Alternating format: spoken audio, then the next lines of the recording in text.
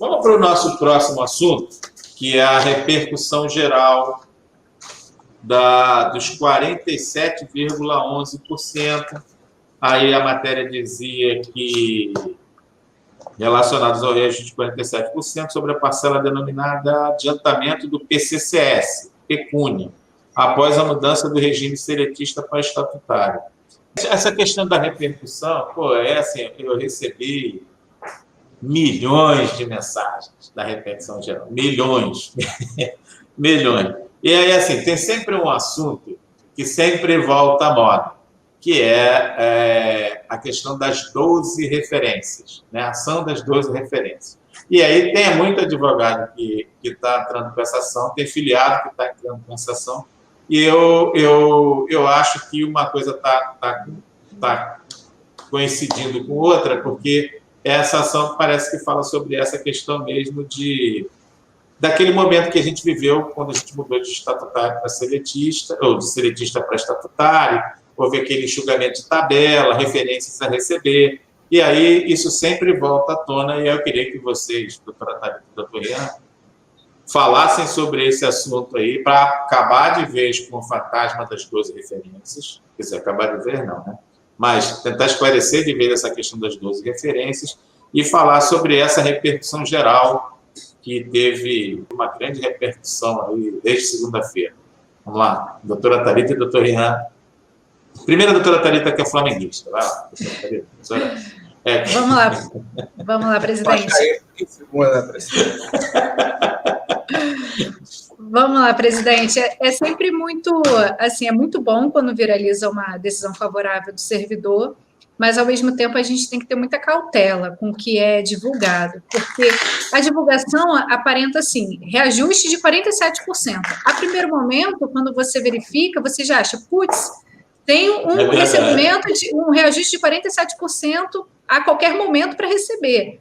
E não é bem assim. As matérias, elas são um pouco tendenciosas, até para o próprio servidor, né? Criar um estímulo para ele, enfim. E aí, essa chamativa acaba que a gente tem que começar a destrinchar e explicar mais ou menos o que foi que aconteceu. Essa decisão que viralizou, sem dúvida nenhuma, foi uma decisão importantíssima para o servidor, mas é de um processo que cobra, primeiro, esse processo ele teve uma origem num título executivo da Justiça do Trabalho. É uma ação bem antiga, que cobra para parcelas, se eu não me engano, de março e outubro de 88, que foi quando houve a troca de CLT e transformou no regime jurídico único, no RJU, que é a Lei 8.112. E aí, o que aconteceu? Essa ação já estava sobrestada há bastante tempo e houve um julgamento agora dizendo o seguinte, olha, de fato, aquele título, não obstante ter sido feito na Justiça do Trabalho, ele tem sim validade, tem eficácia para ser executado na esfera federal e pode ser, sim, conforme já tinha sido decidido pelo TRF4. Então, para aquele processo, naquele determinado momento, foi julgado como procedente, mantendo a decisão que já tinha sido proferida no TRF4, que concedeu esse reajuste lá de 88 para aquelas pessoas que tiveram esse título executivo da Justiça do Trabalho, que foi feito naquela época por eles. Então, para a gente trazer hoje para nosso ambiente, para uma nova ação, vamos colocar assim, é um tanto quanto impossível, porque já são parcelas prescritas e que não teria como hoje a gente ingressar com uma nova ação pedindo, por exemplo, um reajuste de 47%. Então, as pessoas têm que ter, assim, claro que é uma vitória, e, sem dúvida, isso abre portas para a gente, em diversas outras matérias, trazer essa decisão como favorável ao servidor, mas essa matéria, hoje, ela não se aplica mais a novas ações. Ela foi uma decisão de um processo que já estava em andamento. Mas, assim, eu vou sempre falar como representante do servidor, porque eu tenho muito amigo que... é incrível, né? Chega lá, aquele servidor que está ganhando um cascalho do advogado, ele dá R$200, R$300, ele assina a procuração para o advogado entrar com ele na ação. Ele acredita que ele vai ganhar, ainda mais que ele dê uma repercussão geral como essa, e ele cria a expectativa, e a expectativa está criada, Tá, tá. Mas, assim, é possível a gente entrar com uma ação coletiva e resguardar essas pessoas de não entrarem mais individualmente? Mesmo que ela dê, tá tudo bem, não tem problema não. A gente assume aqui que ela já prescreveu, mas pelo menos para o filiado não entrar com essa ação individual, porque está tomando pau. E se tiver que recorrer, ainda vai ter que pagar sucumbência. Ou sucumbência não, vai ter que pagar custas processuais.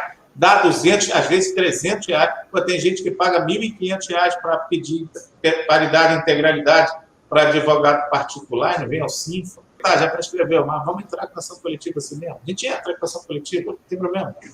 Se tiver que perder, o sindicato perde.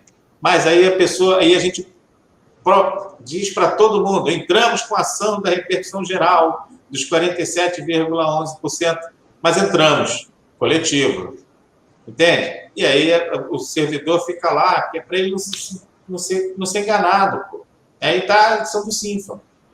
É muito cuidado, né, com os advogados. Então, aí, geralmente, 5 anos a prescrição para poder cobrar ação contra a União Federal, salvo caso tenha um requerimento, pode interromper esse prazo.